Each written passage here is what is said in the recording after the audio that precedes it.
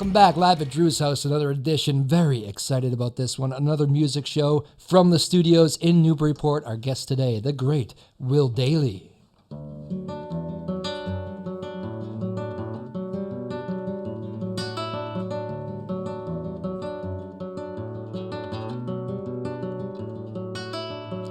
Got both hands dirty in my dreams.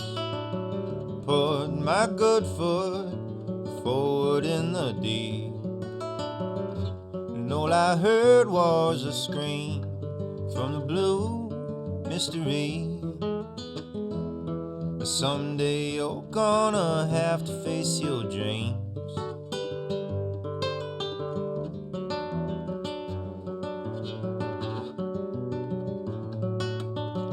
Torn from fields and dropped into the sea.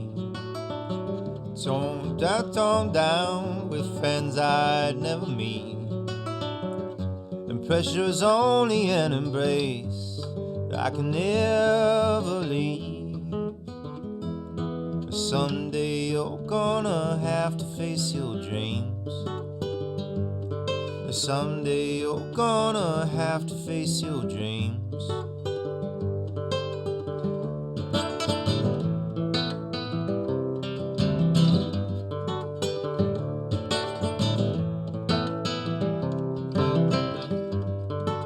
Lonely as I get in my homemade submarine, and eyes always glued with the horizon.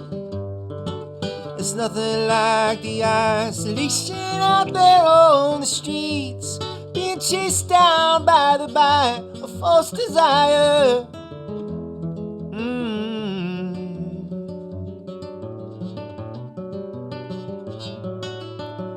Rest for no one arresting me. At the bottom with treasure no man keeps. Well, if the air surrenders, it is there I will sleep.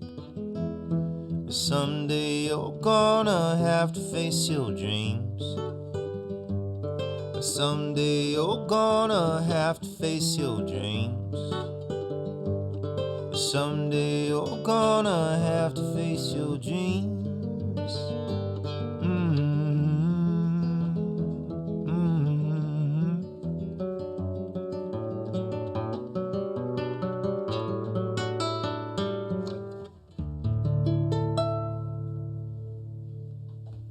Woo! Will Dailey, Job Afternoon Drive. How are you, sir? Sound great. Good. I'm great, man. Thank you so much for doing this. I appreciate it because you are a busy man playing. I looked at your schedule the other day, playing all over the place. It's very sweet of you to fit us in. We appreciate it. Oh, my pleasure and honor. Thank you. You sound great. You okay with the room? You like the room? I like the room. Good acoustics, right? I do. It is nice. Yeah, you can play the room a little bit. That's Yeah. right. Absolutely. So you're a busy man. Not quite as busy as last year. Let's remember what you did last year. 100 shows. I mean, my God, what was that was a trip, wasn't it? Well, yeah. I mean, playing. So I set out last year in 2021 to play 100 shows, and I meant any kind of show. I mean, I played Pearljam's festival, and I played 22 backyards. You know. Yeah. And the backyards were euphoric. I mean, they were really, really wonderful. Yeah. And I love doing those kind of shows. I played an office party. I played my friend's bar. I played every kind of gig I played throughout my whole career. Right. Clubs, ticketed things, outdoor things, festivals. Yep. Kind of like, it was like revisiting my whole life in a way. Nice. Thankfully, there's a couple rain delays. I don't know what, and cancellations, because I did burn myself out. But really? Spiritually, financially, I got to like catch up a little bit. Cool. You know? And it was nice. What's that like? Because I know what you mean. Like kind of going back to your roots a little bit, playing. Because I remember there was a line actually you said to me. We've done. You've been on the show virtually before. Yeah. It's much better to have you in studio. But there was a line you said that I just loved, where you said like a fan had come up to you one night and like, my God, I wish like how is the whole world not discovered you? You should be so much bigger. And you go, I don't need to be. I got you. And I was like, what a great rock star line. Like I just loved it. Well, but it's true, and we don't give ourselves enough credit in art, music more so than other art forms. For some reason, needs validation from other people. And that kind of makes sense if we take music 10,000 years ago. Everyone's around a fire, everyone's singing and chanting something, right? And hitting sticks on some homemade drums. I don't know what they're doing. The greatest hits from 10,000 years ago. And so it was communal, and it is a communal art form. But I always say to people when they say that to me, I go, I want you to know that you're enough. You're exactly who I'm looking for. It's amazing, yeah. And it's very true. And the fact that anybody likes me in the first place, it feels like a win. And, you know, you were telling me about your favorite song. And what I love about that, and I feel like with every song I write, I'm looking just for one person to be like, that's what I needed. Yeah. It's like a prescription to somebody. Yeah. And there's 7 billion people in the world, and I'm sure each of my songs I can find at least one person. Yeah. And find a home in their heart, and then you did your job. Well, I think that's what kind of makes you. That's your ticket to success. You look at you and you know the genuine. It just kind of comes off you, right? And without that, you can kind of tell when somebody doesn't mean it, or you can kind of read through that. You know, I've always thought that anyway. Like I can tell you wrote that song. I can tell you mean it. I can tell you're pouring your heart into it at that very moment, which is kind of that's the ticket. You know. Thank you. I think. Anyway. Yeah, I mean, I sometimes wish I had more of the cutthroat thing that I see some of my peers have, and they're really good, and they're amazing, they're successful, and they're just like, man, I bang out these songs all the time. Yeah, name names, please. Go ahead. no, but they're fabulous. You know, I saw a friend of mine posted this thing, a great producer. You know, you're creating a song, and it's amazing and euphoric, and then you say, this is horrible. This is trash. Oh yeah, actually this is pretty good. Yeah. Wow, I really like this. Nope, this is horrible. Time to release it. Oh well, and you put it out. It's like this emotional roller coaster. And even though it does take a lot out of you sometimes in a way, and releasing the songs and writing the songs feels great.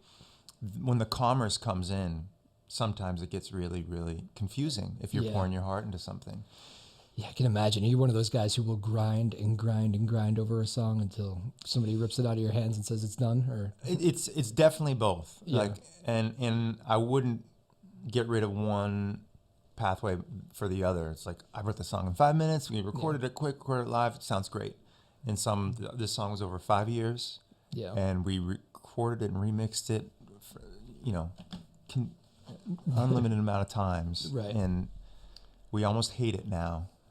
Yeah. And then years later, I'm like, oh, that was amazing. That was such a beautiful experience recording it and tracking it. So yeah. I mean, when you do play live so much, that has to be a whole different element, right? You're playing some of these songs. I'm sure there's somebody at your shows that's like, play that one that you really don't want to play. Right. Again. Or play it the way that you think it's on the record. And I usually don't really write set lists. I write like a list of songs so I don't go blank, but I try to react to the room. Is that right? You never really write out that structured set list? Unless the band is more than 4 people, then I will, because everyone else will panic. Let's get on the same page. But me and my drummer, we've been playing music forever, so we never do.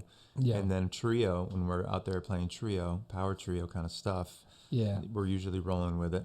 I saw that you were doing the drummer kind of duo thing. And I thought that was, I haven't seen that too often. I know one of my favorites, Martin Sexton, did that for one of his famous albums. And I was like, that's one of the first times I had seen that. And I heard that you were doing it too. What's that kind of experience like? Rewarding in a different way? Well, my drummer, Dave Brophy, is my creation partner for a long time now. He's super musical. Yep. He's a beautiful singer. And he can really pull tone out of the drums. So I'll play electric guitar and he'll play drums, and we have the width, and people are like, I'm not missing anything. But then when you go and if you pick up a record after a show, you realize, oh, there's pedal steel, or there's 6 drum kits on this song, or whatever it is. But you don't feel like you've gotten cheated by going and buying the records, as opposed to if I just went out and toured with an acoustic guitar solo all the time. And we just have a great relationship where we've played all these shows all over the world in every kind of great and horrible situation. So what's the most horrible? I always end up asking that question. I just have to know. The veterans, I love, they have some bad stories.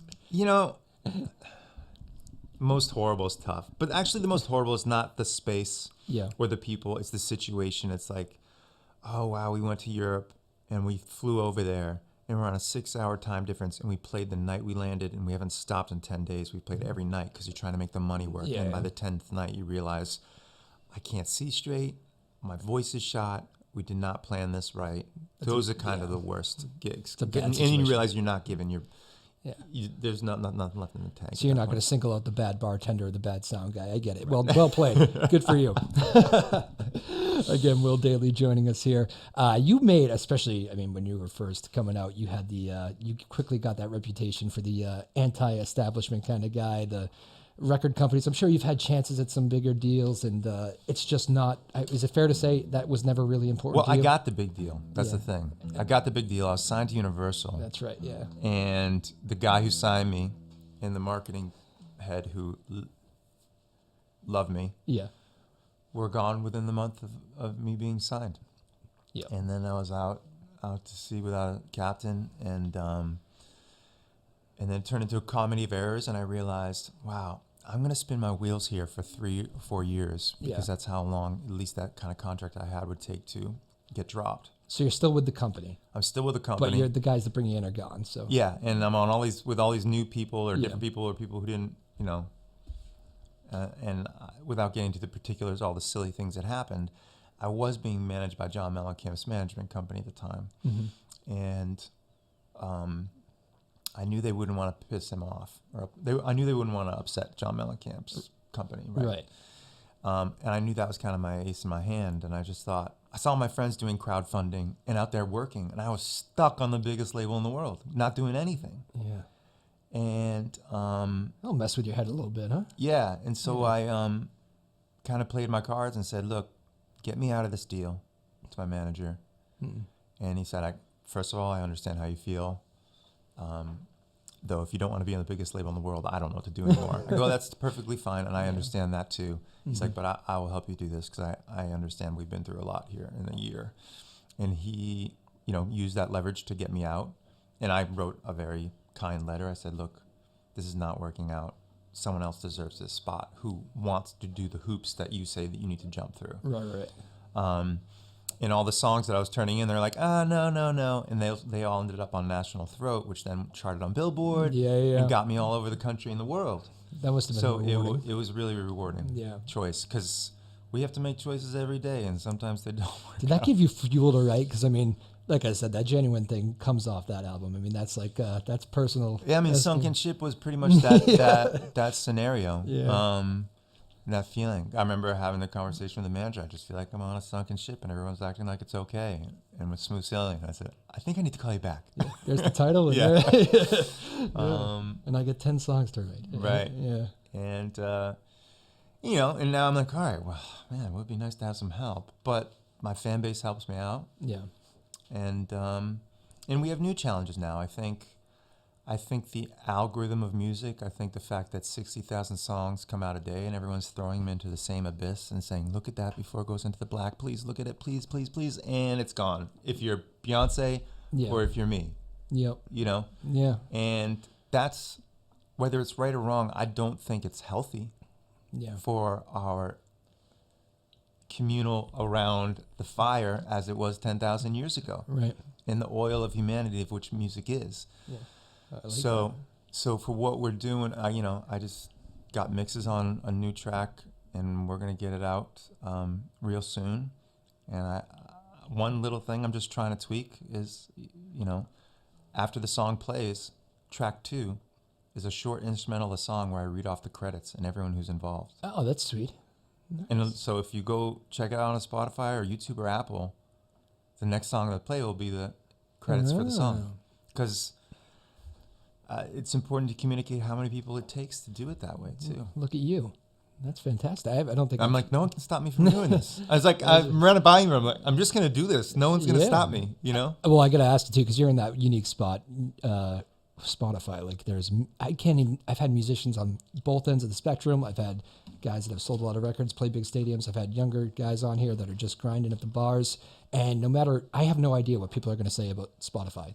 I've had such a wide range of answers from, honestly, man, more people hear my music right now than ever would have, and that means a lot to me. And it generates some shows. I've had other people here who just absolutely despise it. They do not take care of the artist. The money, you should see the money. It's ridiculous. I get the slips. It's crazy. Right. Your take. Both of those are valid. Yeah. Both of those are very valid. Yeah. But my job is to make music and play for people. Yep. When I see Spotify, I see Tower Records. I see Blockbuster Video. Gotcha. These things come and go, and they've never been fair, because putting a price on art does not make sense at the end of the day. Mm-hmm. We put it on art, and then the artist creates thousands upon thousands of other jobs just by doing it, because they have to. And we can't always be at the front lines of stopping that from happening. Sometimes it's nice that we're creating all these jobs. Is Spotify fair? Look, the Spotify prices are at $10 a month because Apple and Amazon can keep them there because they can afford their music streaming to be a loss leader because they have all the customers. Yep. So you also have to say that, well, they're just as bad because they're forcing the number one profile to keep it low too. I guarantee you, I'll be back here in about 10 years and there'll be something else. Yeah. And people had the front end cap of Tower Records and you don't know who that band is anymore. Yeah. People had millions of plays on MySpace and that's all gone. People have millions of plays on Spotify, and if you don't go to the core of what your job is, which is connecting with people one-on-one and making sure they have access to you and you have access to them, it doesn't matter how many millions or few spins you have on Spotify, it'll always be a struggle. I like that take. That's a good take out of you right there. And for the kids, we get a lot of high school kids that listen here because they'll come on the show if they're doing some things. We'll explain MySpace later. It was a very big deal. Yeah. And then we'll get into Napster maybe too. Exactly. Again, Will Dailey joining us here. So you're busy though. You loving the touring right now still, even though it's coming out of the pandemic. I know a lot of artists are rejuvenated by that. Yeah, I mean, I luckily did so much last year when people weren't doing as much. Yeah. So I got my kicks in. Yeah. And this year I'll probably end up doing half as much because I'm recording a lot. Still a lot more than a lot of people. Right. And and also it's really, really crowded. I think look, what we've all been through in 2 years is a lot. Yeah. And it's really funny when you go on a vacation.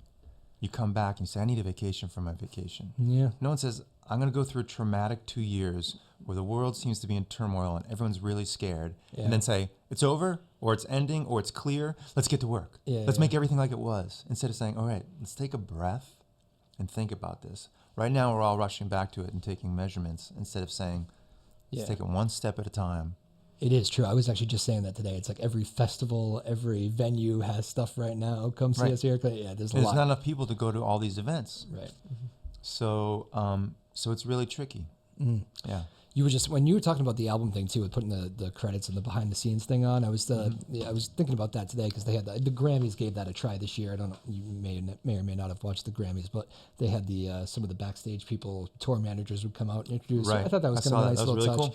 Cool. But I also was thinking during that whole show, like the Grammys does not really relate to me anymore. Just this whole auto-tune thing, I'm just not feeling it. And this whole, I'm pretty sure that's a lip sync right there. Totally. I watch an artist like you, and I'm just like, it's just not there on the Grammys. Does that worry you? I know the Grammys, I know you could care less about the Grammys. I could, but as far as that being music's biggest night as it's billed, does it worry you about the industry?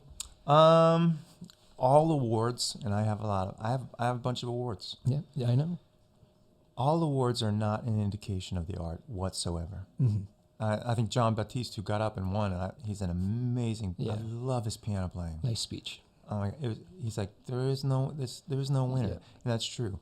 Award systems are there to build and establish the business of that field of art, and there's a case to be made that you absolutely need that, and it creates a ton of jobs and keeps people who are passionate about the arts working in the arts. And like you said, the tour managers out there and introducing the Grammys makes the listener and the viewer aware now, also makes them feel connected to the path that they've chosen, which is hard to be that thing. If you're working for an artist, that means if that artist gets sick or passes away, you might be out of work and all this stuff. It's a very scary line of work for even those people too. Yeah. But I just look agnostically at award systems as being something that is for the business of that art form, not the art form. I would have predicted that answer. Now, if I had a Grammy, it'd be on the top of my bio because it would help me get better. It'd if I was awarded one, I'd say this is so wonderful. It's nice, and it would feel best for the people who supported me throughout. Yeah. And that's what I love too. Like I've gotten a Boston Music Award, and it felt great to the people who supported that album. Well said. I like that. All right. Well, very good. Will Dailey, you going to get another one in here for us? Sure. But, first one is beautiful. I know. Sarah, by the way, Sarah Blackstone. Good time to say Sarah Blackstone producing the show today, doing a great job as always. The boss, Sarah Hayden, also in there. And like I say, we're always a small but mighty crowd in here. And doing the show with Will Dailey. What are you going to play next for us, Will? This is a song called "It Already Would Have Not Worked Out by Now." All right. Will Dailey on Joppa Afternoon Drive.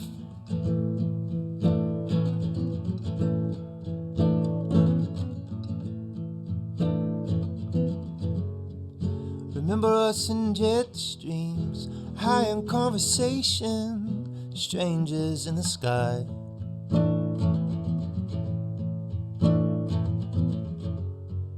Who met on a delay, suddenly a red eye racing through the night.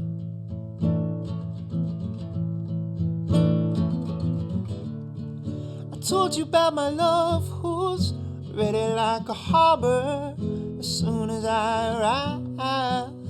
Yes, it all gets real when the gear goes down, and it already would have not worked out by now.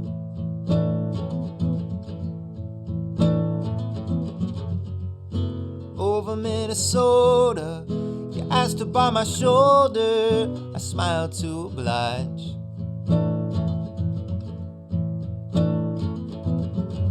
In a sudden drop in pressure, I would have put your mask on before I put on mine.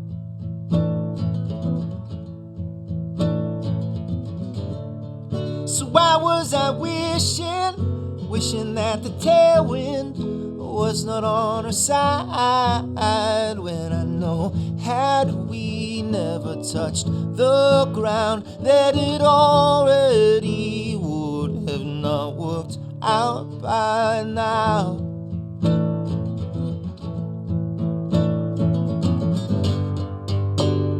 Still anytime I feel mistreated, I wonder what it'd be like if we stayed up in the sky.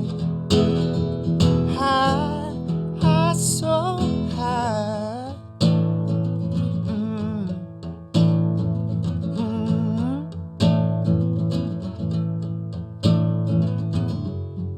And some thoughts fly, stand by, waiting in an alternate life, where we take that walk and we buy the house and we get the job and the baby crowns and the taxes break, and I drink too much and the bills pile up and the years roll out, and it already would have not worked out by now. Yes, it already would have not worked out by now. Well, it already would have not worked out by now.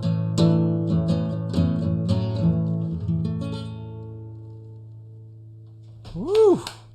Will Dailey on Joppa Afternoon Drive. Outstanding, man. Thank you. It sounded great. It's funny. I know you. I know you'll be playing a lot of electric guitar here, and I've seen you do some of the live shows recently and some of the videos. But watching you with the acoustic classical, man, you can really some great picking over there. Thank you. Very tough. When did you first learn to play the guitar? A little background. 12. I got a guitar. It's probably like my first. My stepfather always had one. And, I loved him, and anytime that I was anywhere and found one in someone's house, I would just gravitate towards it. But when I was 12, it was probably like the sixth instrument I'd tried out. So my family was like, "Oh yeah, sure." Oh, geez. Now you not the trumpet or the violin or the piano or the drums or anything. Yeah. But then I proved them all wrong. Or maybe that's why I'm so stuck in this life path, because I'm still trying to just show them up. But yeah, Well, it's not bad fuel for the fire. right. That's too funny. Will Dailey is very busy. You have a website. You're pretty good at keeping up on that as far as tour dates. I know you're getting a lot of last minute calls too. You were saying it's been a crazy year, but Yeah, no, we're about to just after this weekend of shows, we're gonna just announce a bunch more and go there for the new music and everything. yeah, new music, and I'll be all over pretty much New England and the East Coast. Do you get excited this time of year? Like it does kind of feel when we hit spring, weather gets, I don't know. Wintertime has its own different kind of cool music vibe, but I don't know. Around New England, springtime, Yeah, kind of. I mean, New England springtime and fall time, it's what we're here for. But I was born for 4 seasons, man. Like I lived in California, time just slips away. Yeah. You know, it's beautiful. I love it there, and I love playing there, and I love being there, and I got so many friends out there. And, Yeah. adventure calls, but I need the seasons to remind me that I'm not getting things done. Exactly. I said the same thing. You got laughter from the other room, so that's good. So usually you get you can tell when the jokes land from the producer well. I agree though. Winters can be long. Yeah. Here. This one I think the pandemic combined with the long winter. I mean, the pandemic, I guess, makes for long winters. I don't know. That's what I was feeling anyway. I thankfully planned this winter well because I had played so many shows last year. Had a feeling we'd have an uptick, so I didn't book anything over the winter. Oh, yeah. And the 2 things that I couldn't say no to canceled. Dr. Dailey predicting. Yeah. Just put my finger in the air. I felt the wind. And worked on music. I feel like I'm kind of working on 3 different albums right now. Ooh. So I'm just kind of. So do you find yourself writing more than? I'm finding myself, I have permission to do it now. I think during the lockdown especially, I was in a fetal position for the most part. And, putting out a new song with 60,000 songs coming out a day isn't something that you survive on necessarily. Like I think a different trigger kicks in my brain. But what was happening is the antenna that receives songs or whatever that is was still receiving them. I would just be like, no, you have to go over there in the corner. Yeah. We're not going to do anything with you right now. So I gave my drummer like 40 songs like 2 months ago. Yeah. And he's like, all right, let's just start this one at a time. And that's exactly what we're doing, putting out one song at a time for now. That answer easily could have been no. I know. It's true. You do know that. Yeah. That's why you love your drummer. Right. What's it like? I mean, you have that experience of you're a band guy, but you get that rare thing where like you can carry a show just by yourself going up there. And I'm sure each one's rewarding for you in different ways. I think probably my 3 or 4 greatest heroes in Insight, is Neil Young's one of them, where you have that and you could go Speaking of Spotify, right? Right. You could go see him play with the Crazy Horse and play feedback for 5 minutes, and then see him in a pin drop with just an acoustic guitar. Right. And as far as I know, I got one chance at this, and I want to be able to do all those things and not say, "Hey, I'm just going to be the acoustic guitar." And I don't actually like playing live acoustic guitar too much, but and I will play with the band for a while and be like, "All right, I need a break from this. I need to reattenuate to something else." And it seems natural to me. I think most artists kind of do that, right? Yeah. And the Neil Young thing, Eddie Vedder, Fiona Apple, Joan Armatrading. Yeah. They all kind of have that thing. Like Fiona can sit at a piano and she can go full on production, gorgeousness, craziness. She's amazing, isn't she? Yeah, she's I think super underrated too, even though she's I would agree, super well known. Springsteen ditches the band for 15 years? Exactly. Yeah. Springsteen's great. Yeah. Starts other bands, which was interesting too. Yeah. But I think that's a natural thing. What is the? Because you always end up at that. Is it the Eddie Vedder Festival out there? Is that the Ohana Fest? Ohana Fest. Thank you. Yeah. So you're like always on that bill. Is that does Eddie love you or what's the deal there? No, I've played with Eddie a bunch of times, and so I have that little coup going. And I played with him for Hot Stove Cool Music, which is an event and foundation to be named later, started by Peter Gammons and Theo Epstein. Theo Epstein from Red Sox and Peter Gammons, Hall of Fame. Happy baseball season, everybody, by the way. And that's been going on for, I think, 20, 25 years. I've been doing it for the past 10. Yeah. And then one year our guest was Eddie Vedder, and at soundcheck he's like, "Anybody know my song Wish List?" And I think everyone else in the room was like, "I don't think he's asking us." And I just grabbed my guitar and walked up on stage and said, "I know it." Oh wow! And then That was that. And I played with him on 3 of his gigs and for Hot Stove, and got to live out every dream possible. And he seems like a pretty real guy just from outside. The most down-to-earth, kindest person for being, the Mick Jagger of the 90s. Or that kind of rock icon of that period and into today. Yeah. Really. Well, that's cool. I didn't actually know that story. So Wish List, huh? You always remember that song, right? True. What's the favorite thing to do besides the music? Is it I don't know, you watch sports? Do you like? I like baseball. I love. You to a Red read. Sox fan? Yes, I am. Okay. Very much so. Yeah. Just making sure. I love to read. I love a good movie, and I love to ice skate. And but then that's very much it. Yeah. I like my friends and my family. Yep. But then I like music better than all those things. Everybody, that's do you get the? Does the family keep you in check with the music, or do they genuinely in love with everything you do? Do they follow you around? Do they say we've seen enough of you here for a little while? Oh no, like completely keep me in check, and they do come first, and that actually helps keep the music in check in itself, because art and music, it's a right to everybody. I'm just dumb enough to try to do it to pay my bills, but it really, the tragedy of life is not finding your art. It could be gardening, it could be music, it could be writing, it could be a combination of all kinds of things. Yeah. But we fail each other when we don't help each other to find that thing. It seems to me as an artist, and I don't know you too well.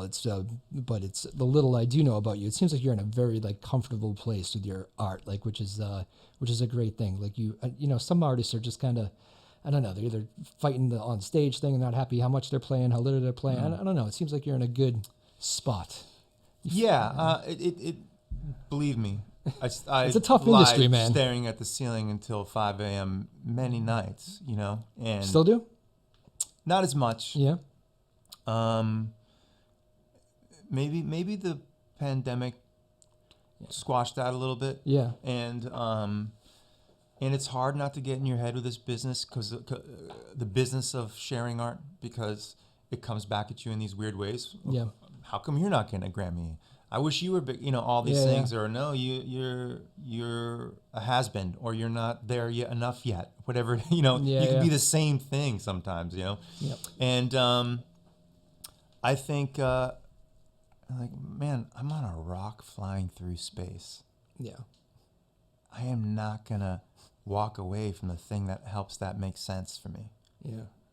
And when I am connected with people in person and live, sharing that, they recycle that truth back to me. Yeah. So it's a win. There is no high or low. In the people that I've played with, Vedder or played a lot with Jacob Dylan, all share that when they're really kind, they recognize I'm just a little bit more luckier in this way we measure it. Yeah. Well, I'm sure it's you not see real. That. You see all those guys. It is a fine line. I mean, there's so much talent out there in this industry. Yeah. I love that you said that while clutching the guitar too. That was a great.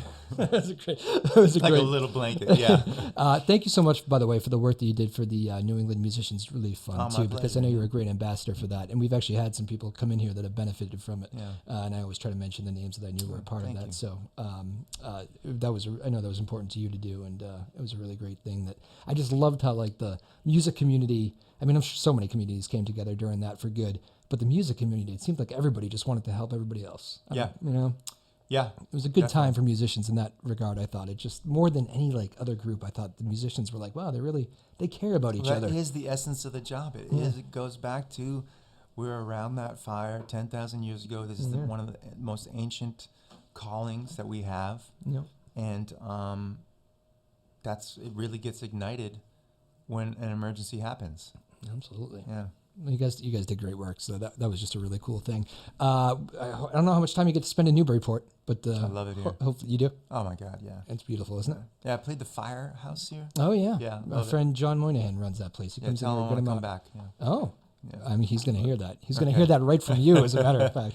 Will Dailey, I know you're a busy man. I got to let you get out of here. You got a show tonight, too, so I don't want to take you here too long. But thank you so much for making some time, man. We really appreciate it. You've been great. You sound great. And hopefully we get you some new fans out here that are maybe seeing you for the first time, because he's damn good. Sarah Blackstone, thank you again. Great job behind the controls, Sarah Hayden, and the rest of the crew. We're kind of quiet today, but we're small but mighty.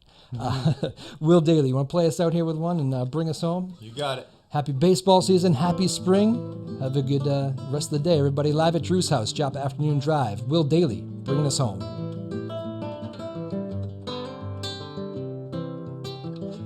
This is where my brother is buried. And this is where my mother grew up. This is where we learn to be faithful to the land that took care of us. And this is where my sister was married. This is where her husband ran off. And I try,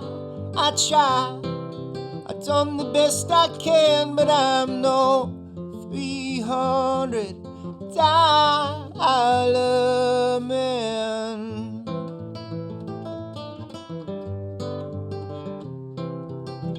And this is where a politician promised to do the things nobody's ever done. And this is where they stole from the families behind the curtains of our broken laws. All these seeds, they were planted before me under the winter and the summer suns. And I try, I've done the best I can, but I'm no 300 dollar man.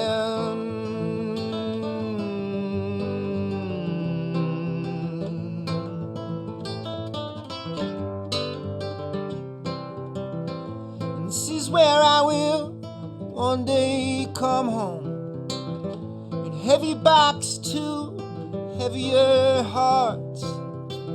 And this is where I will lie in the cold fields. And this is how the flood is held off. We are the reason, even if it is forgotten, that we've ever made it this far. And I try, I've done the best I can, but I'm no 300 dollar